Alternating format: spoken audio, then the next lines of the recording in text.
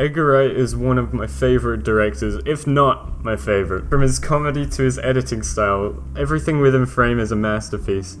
I initially found Edgar Wright from watching the Three Flavors Cornetto trilogy with my family, mainly my brother and my dad, and everything within each film has become a memorable joke for all of us, but mainly me and my brother. Step up your game, Scott. Break out the L word. Lesbian? The other L word. Lesbians? To make something that memorable, surely something is working. And here I am in a video essay to deconstruct the style of Edgar Wright. Wright has been influenced by a variety of films, but the most prominent and clear influence is American Werewolf in London due to its genre splicing and sincere character development. Wright believes that straight genre films will inevitably be alike. Cross-genre films, however, can't help but be unique. What they steal from their genres and how they steal it points towards who made them and what about the straight genres touched them. His own breakout feature film, Shaun of the Dead, was sold as a rom-com, a combination of romance, zombies, and comedy. As an increasing number of reports of serious attacks on people who are literally being eaten alive. The troubled relationship between apathetic Shaun and his girlfriend Liz is saved by their efforts to survive a zombie apocalypse. It retains a good story while still being humorous and stylistic. One problem that arises from this is the freedom of Wright's style. Marvel Studios originally planned to have Wright produce Ant-Man, but due to creative differences, in his own words, this never came to fruition, or at least fully. The screenplay and story co-written by Wright was still there, just no Wright, which makes some of the scenes feel a bit off. Wright left, stating later on Variety's Playback podcast that he wanted to make a Marvel movie, but he didn't think that they really wanted to make an Edgar Wright movie. Wright was still credited for his work on the screenplay and story, but I think Wright's style would make for a much more entertaining movie. Wright's strong point, at least to me, is humor, with jokes. WTF, Gary? WTF. What the fuck does WTF mean? What the fuck? Oh, gags, and visual humor. This is most noticeable in the Cornetto trilogy, even in a somewhat serious movie like Hot Fuzz. A movie about a cult running a village and killing anyone who threatens to ruin its perfect reputation. But that's all good. Nicholas Angel hasn't watched Bad Boys 2. this is about to go off. A lot of the jokes are reinforced throughout the film due to repeated dialogue, which is all the better when it's something stupid.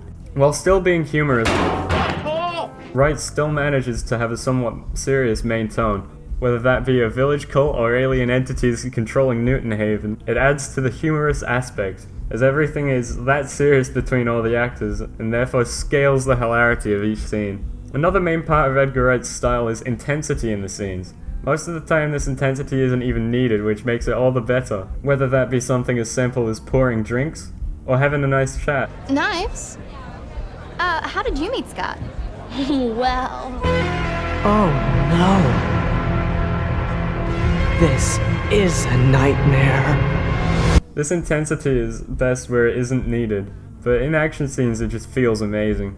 Many action movies and directors often use intensity to the point where it just feels boring and overdone, and Wright messes with that, as well as other common tropes in movies, in the sense of subverting expectations or completely blowing it out of proportion, for not only humor, but adding entertainment value to the entire movie.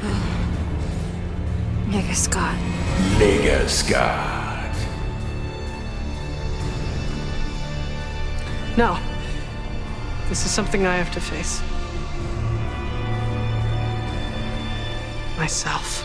Yeah, they have this incredible French toast with like bananas on it, and you get bacon on the side. I'm liking that, yeah. Oh, let's do it next week. Yeah, cool. Yeah, all right, be good. Yeah. Hey.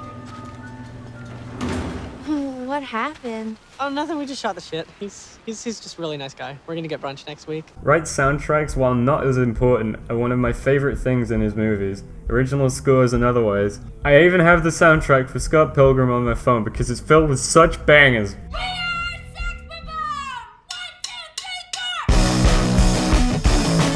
Wright often syncs up action and everything within frame to the soundtrack, or rather the beat, and in some cases sound effects. both diegetic and non-diegetic. And hey, you know how transitions are supposed to show the passage of time? Wright actually shows the passage of time, most notably in Hot Fuzz, as Police Constable Nicholas Angel is traveling to Sanford through a series of quick cuts lasting no longer than 2 seconds! Jeez! These quick cuts in themselves are also another part of Wright's style. Wright uses the quick cuts not only as transitions, but also to enthuse and exaggerate certain things, such as getting ready, explaining situations, and predominantly making the mundane interesting. But most importantly is the fact that Andy is the only one willing to be sober in the world's end. We'll have 5 of those, please. No, sorry. Can we have 4 of those and a tap water, please? What?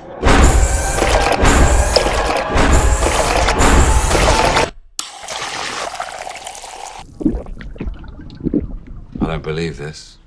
Thanks for watching, give me an A, and I'll see you in the next thing that we do, or whatever.